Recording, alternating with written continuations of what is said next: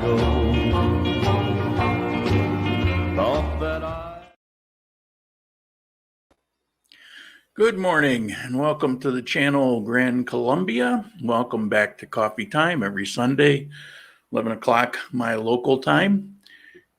It's another beautiful day, blue skies, sunshine, puffy white clouds.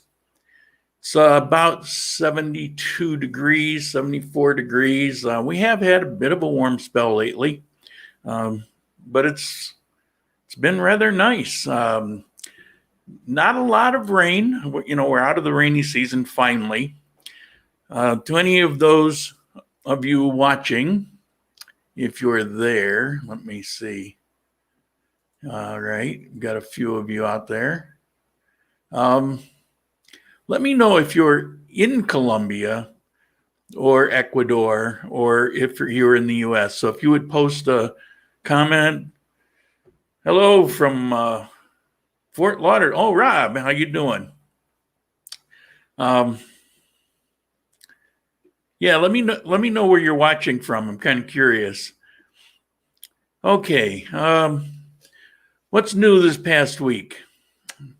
Well, a lot of things, but not a lot of things I can tell you about. But we've had a strange occurrence. There was a earthquake somewhere that everybody seemed to be talking about, Frigid, Ohio. Lucky you. Everybody's talking about it. I haven't felt it. I didn't feel any kind of tremors. I felt nothing. I don't know. This building kind of insulates me, which kind of goes opposite of what I'm used to. So there was that. And then for the last few days, we've had these electrical, I don't know, outages, I guess you'd say. One day my electric went off and, 30 seconds later it came back on. I was in the middle of working on something and lost a good portion of it. So that, that kind of sucked. But other people around here in this barrio, at least, they had electricity go out for 3 or 4 hours. And then yesterday, my internet cut off for about 3 hours or so. So I don't know what's going on. It's very unusual. I go a year without having anything happen. But if anybody knows, let me know. I don't have a clue what it's all about. Good morning from Pareda until February 15th. My new home will be at the clubhouse in Armenia. The clubhouse. Where's the clubhouse? Sounds like a club. Brilliant deduction there, huh? Okay. So I did 4 videos this past week. It was kind of a busy week for me. And I experimented with the subtitles. Now, there's no way I can sit and do subtitles. It's just too cumbersome and labor intensive because you've got to, put it on every few seconds as its own separate line. It's just kind of frustrating. I tried it, came out really nice, but it took me hours to do it. And there's programs to do that for you. And so I tried a few. And I came down with one that seemed to be relatively user-friendly, and it seemed to be okay. So I tried it a couple times, and it was a freaking disaster. I mean, some of these translations were absolutely horrendous. Who's felt the quake? Okay, well, fortunately I didn't. So it was a total failure. It was just a lot of gibberish on the screen. And it's kind of the end of that idea. There's pay versions out there. I actually demoed a couple of those, and I'd be paying to get goofy things on the screen. Now, yeah, you could somewhat follow along, and if you could kind of figure out what was gibberish and what wasn't, and be able to discount it. But I just didn't see it as a workable thing. And some of you didn't realize there were subtitles. If you click on YouTube at the bottom right, unless you're on a telephone or something like an iPhone, but on the player on the bottom right, you'll see a little box with CC, the closed caption box. If you click on that and turn it on, there's a lot of things on YouTube that actually have subtitles. So you can click that on. And there's all kinds of add-ons that you can get that'll convert it into any language you can imagine. I've been playing, actually the last couple of weeks, I've been playing around with that idea. And you may have noticed that I've had a couple people on to talk about, certain things about, Natalie, for example, was on. Couple, we want to do an every week thing, but that may be problematic, and should be going back to Bogota March, I believe. And a friend of mine, Faisuri, she did one, and we played with the idea, but the problem is if that subtitle thing isn't working, then these are not going to work very well for most of my viewers. Now, some of you are learning Spanish or know Spanish, then it's fine. Faisuri's was very interesting, actually, because she talked about this small, I'd say village, but it was small. It's a pueblo. It's not really a city. It's called Quinchilla, and it's about halfway between here and Medellin. And it has some stunning features. Pretty much like everywhere in Colombia, there's something unique and amazing about it. And so it was a nice idea, but I just don't think, I just don't know that I could put that concept together, unless I hire professional translators or something. And that's not going to happen. So there was that this week. Another bit of news or information or unfortunate news is I was planning the end of February, the beginning of March, to go to Barranquilla. That's off the table. That was going to be partially financed, and some health things came up. That's just not going to be possible. And I can't swing that alone, so I won't be going there. But I do have an alternative that I can afford to do, and that's called it's called Salamina. I've wanted to go there. I've talked about, some of you may remember going back a few years, I've talked about wanting to go there. There's a particular historical reason, which I won't talk about right now. And it's also supposed to be this stunning, amazing little city surrounded by mountains. I definitely want to go there, and it's been my list for a long time. And so if I can't go to Barranquilla, there's a million places to go, and I don't have to go to the big city, and I think a place like this will be very interesting. There's also some historical places that I didn't get to go to when I went to Bucaramanga that were nearby there. And, I may be planning some of those. All those are, further away. But I do plan on getting out and traveling, very soon. Working on that license. So far, it's going real well. I've got 10 hours of the 25 theory down. It's basically call in. You take my picture off the video phone, put it into the computer, register that I'm there. 2 hours later, do it again so they can register me out of the class. And, so we've been doing that. What else we got here?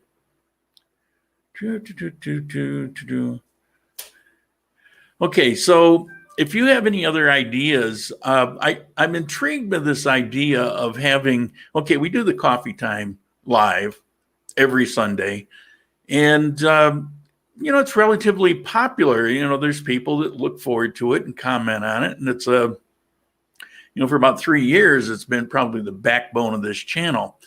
But I've been playing with the idea of having other weekly features. Like I mentioned, we were considering doing it with Natalie, and that still may be able to work out. But right now, it's kind of on pause. But she's not out of the picture or anything. She just becomes a better friend as time goes on. So that's good. But I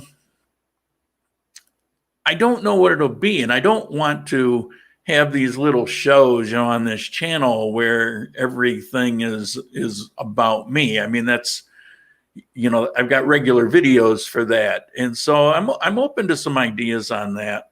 And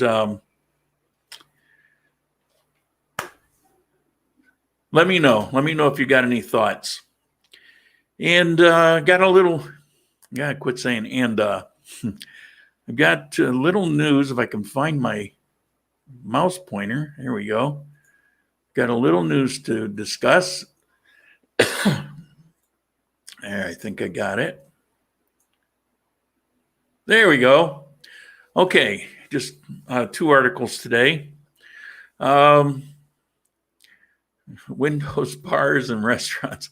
The translation on some of these are about as good as I was getting from my videos.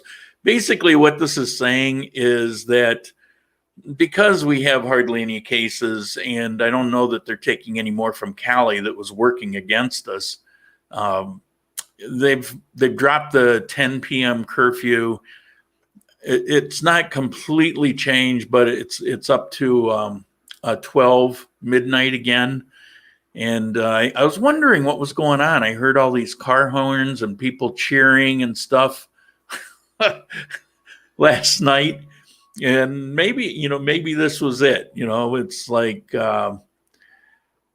Armenia hasn't had much of a lockdown except for the first handful of months, which was pretty nasty. But it's been fairly open, and to revert to it, it's it was fairly ominous, but it's very helpful to see it open back up. COVID-19 found in Letitia.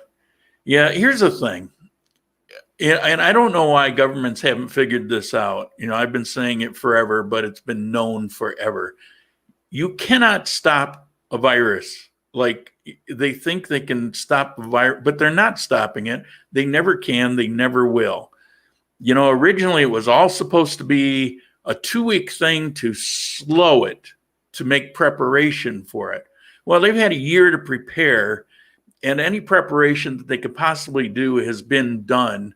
And any kind of, excuses to extend this. Oh, we got a, mutation. Well, guess what? We all knew that was going to happen. I mean, there's no surprise there. And there's no surprise that people putting this together. Is the virus real? Absolutely, it's real. I had it. I get it. It's real. But all this other stuff is just craziness. It's like collateral damage. All it's doing is destroying economies, destroying people's lives, and the virus is still going to be there. So give me a freaking break. I know this isn't something we're supposed to talk about. I'm not a conspiracy theorist, and I'm not sitting here saying it doesn't exist. It existed. I caught it. I know a couple people that have had it. We've all been through it. And guess what? None of this stopped me from getting it or them from getting it. It's not going to stop anybody from getting it. All it's doing is stopping people from getting a paycheck, from living their life. Yeah, okay. Enough of that rant. Sorry about that. I'm a little frustrated. Okay, so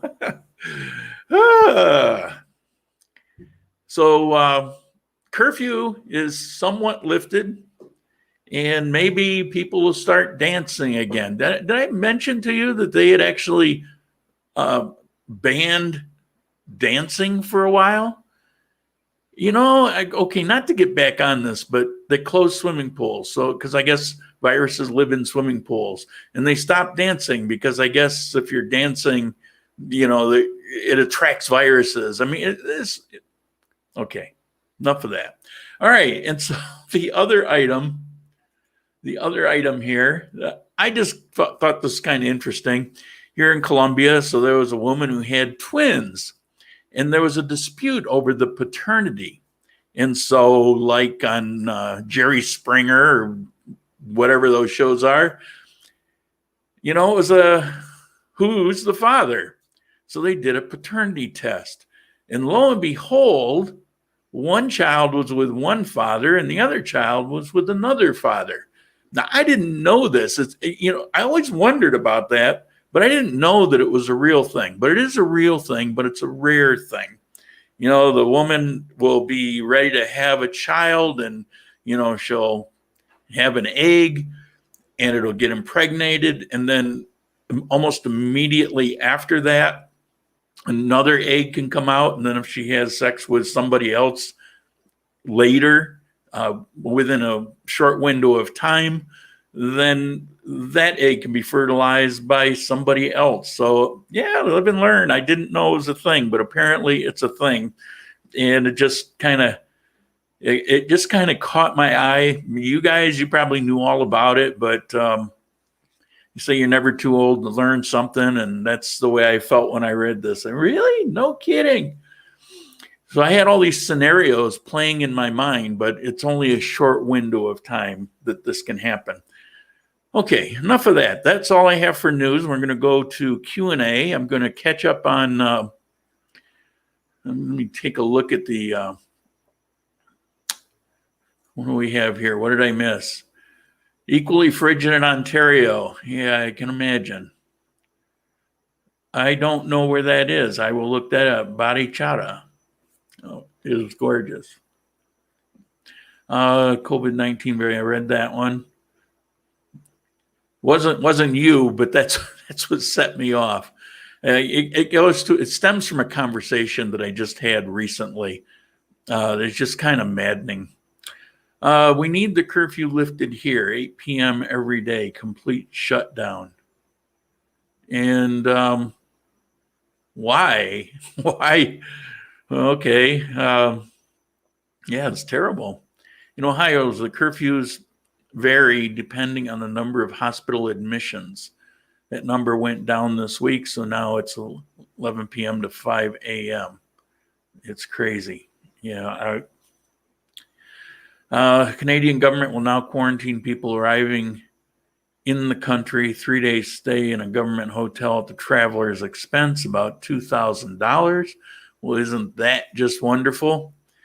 Oh my goodness.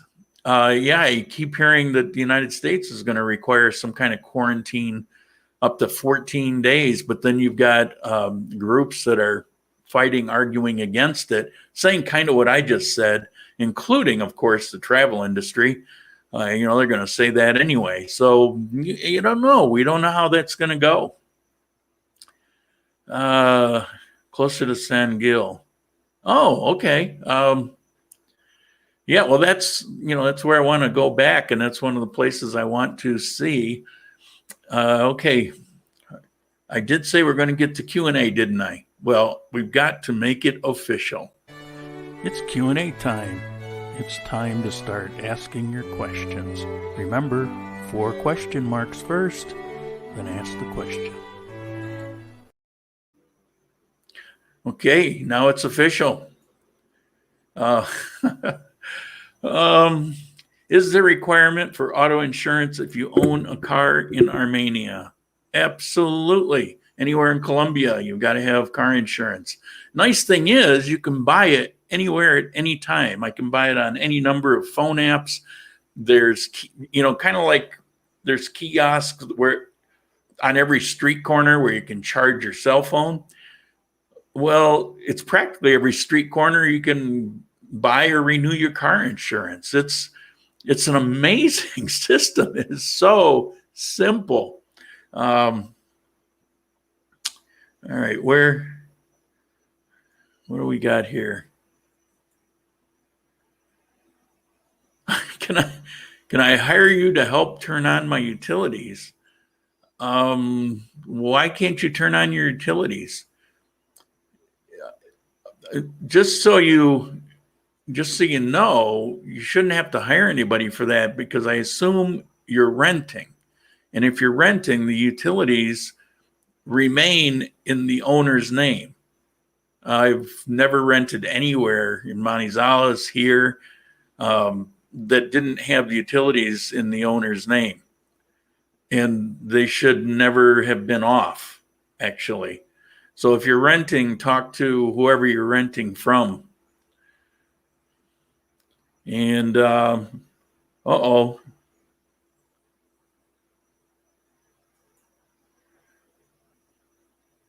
Message retracted. But see, I retained it. See, I can see what you said. Ha ha ha. Okay. All right. Any questions? If not, we're going to end it early today. Not for any particular reason. I actually slept pretty good. Whenever I get 6 hours or more sleep, I wake up really tired. I don't get how that works. But if I have 3 or 4 hours, I feel like I'm ready to take on the world, and I'm not ready for a nap until the afternoon. All right. Any questions? All right. A reminder, feel free to give a like, a thumbs up. Doesn't hurt. When is the rainy season in Armenia? All right. Come on. I know that's going to come up. Show up. There we go. When is the rainy season in Armenia? I would say, it fluctuates. It's going to vary, but we'll say about October to December. More November and December, but probably starts around October. And then you get a second one, what is it, around June or so. The stronger one is the one leading up to and sometimes through Christmas. Now it can vary. We can get rain for 4 months, and this is not just it rains all the time, but like every day you're going to get a pretty good soaking. And the thing is, I've told you many times, here in Armenia, the rain is mostly in the afternoon, or even more than that, actually. It's in the evening, but it's not very typically in the morning or through the day. During the rainy season, then that can be kind of all bets are off, and it can just rain whenever. So that's in Armenia, that's kind of the difference. But even during the rainy season, most of the time it's just not that bad. And you do get your periods where it can just, you get a thunderstorm, late morning, and it can go for an hour or so. But we're out of it right now. This is actually the warm time of year. And, it's been a little warm. If you're out in the direct sun and it's in the mid-afternoon, like anywhere, along the equator, you make sure you're wearing a hat, or you're covered up, because the ultra ray, the ultraviolet rays, the ultraviolet rays can, tear up your skin really quick.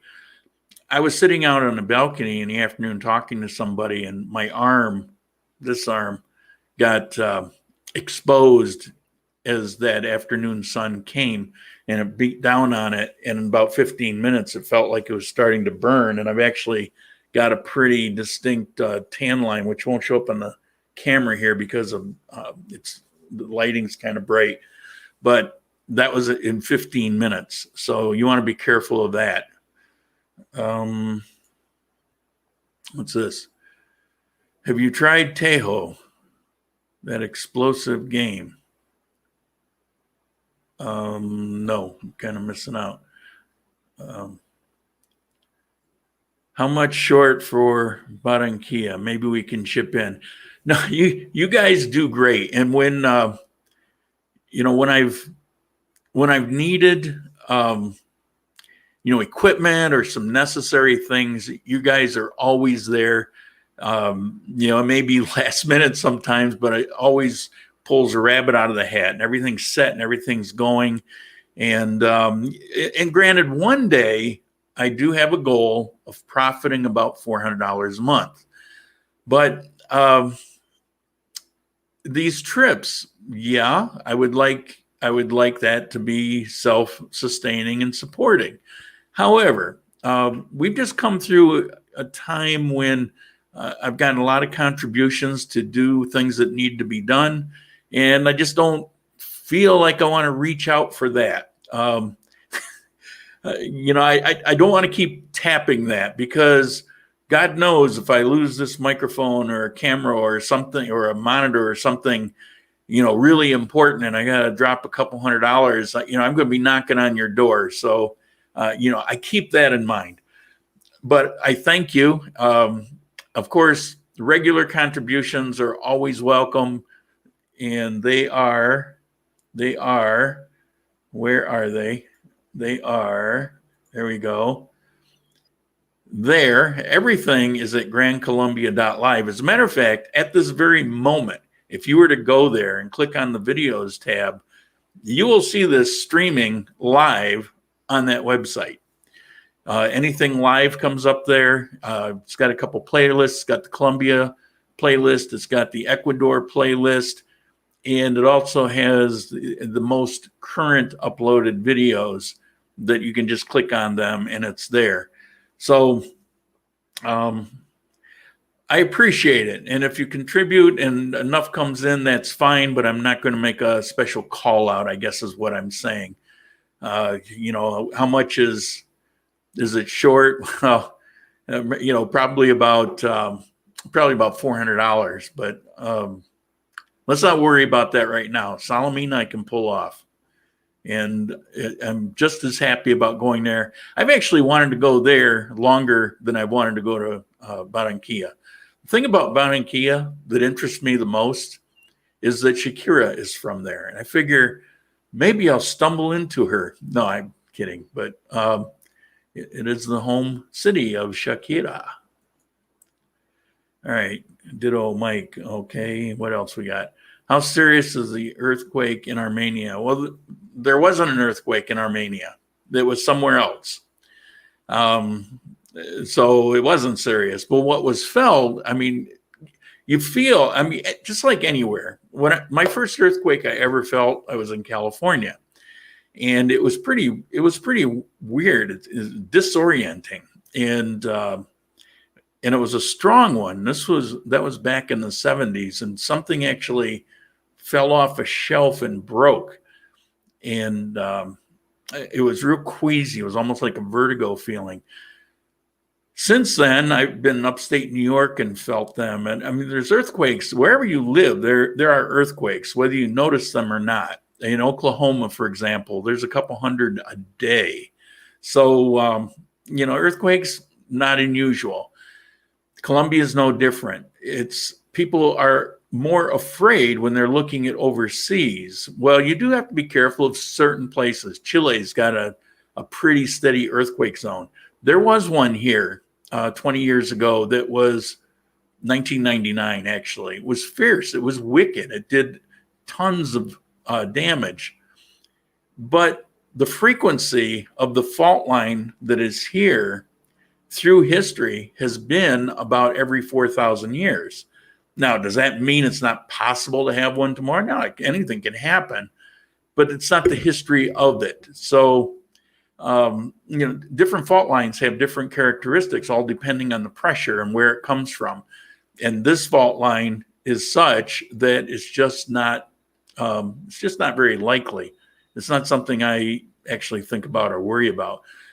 Last year in Provenza, I felt one every few months. I could feel one, but most people didn't. Provenza actually kind of exaggerated it.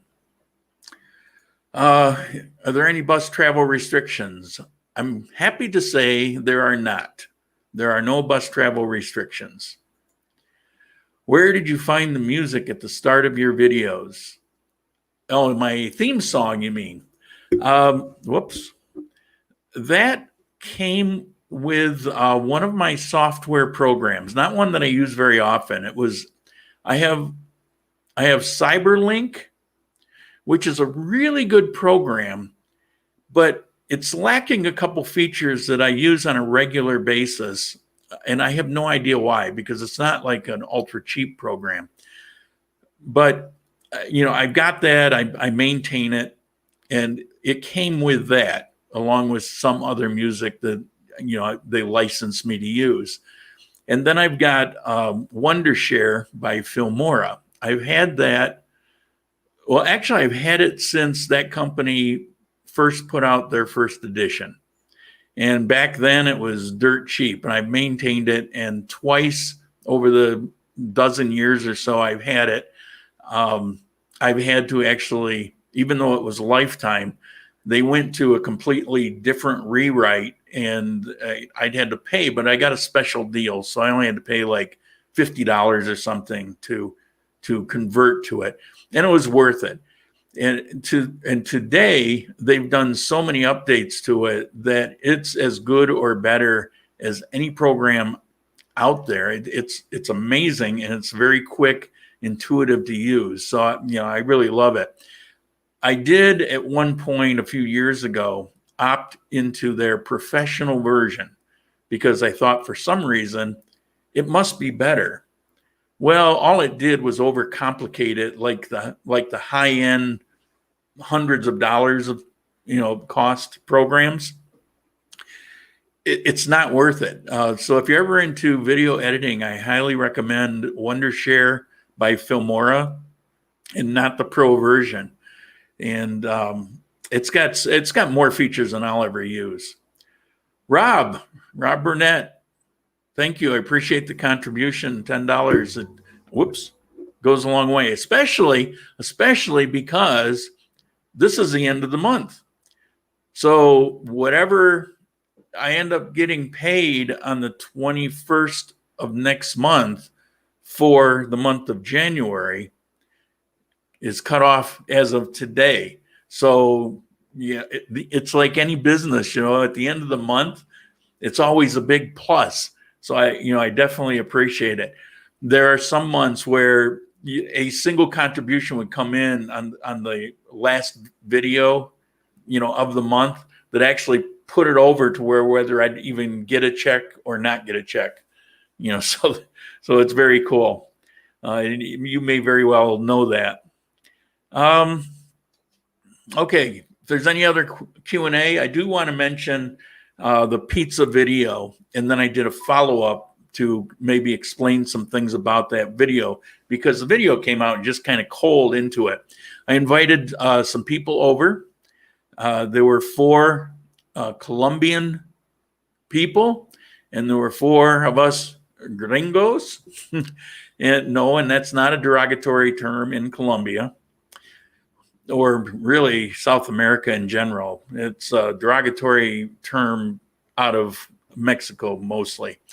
But it came from a conversation about where can I get a good pizza?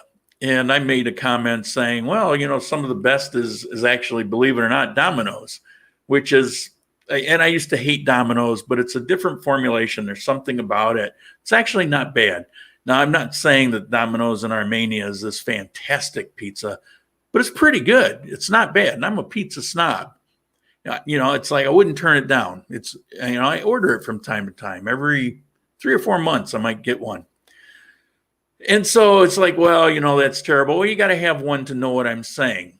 And then just recently, they opened up a Papa John's. Now, in Cuenca, Papa John's there is freaking fantastic. It was so good.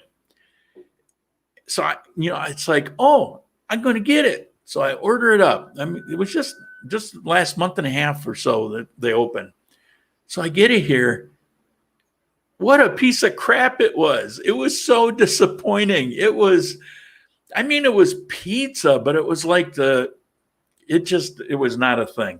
So I go to do this pizza video. I get this idea. Hey, let's do a comparison, And so I talk to people about, what do you think is the best pizza here? And so I made up a list. So I've got these 3 pizzas, and I was going to compare it to Domino's just for jollies.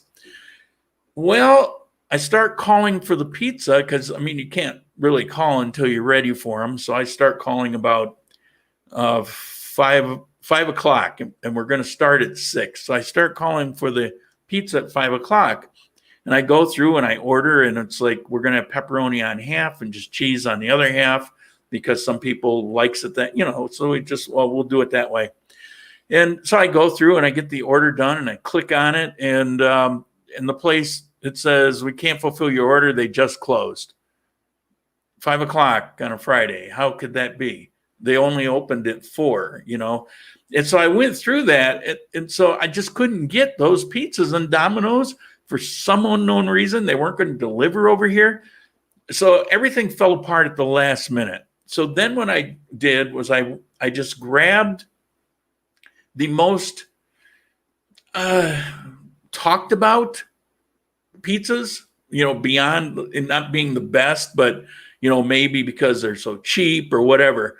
It's like I heard of them. So I ordered those up. The only one that I got that was planned was a Basilico, which actually was quite good.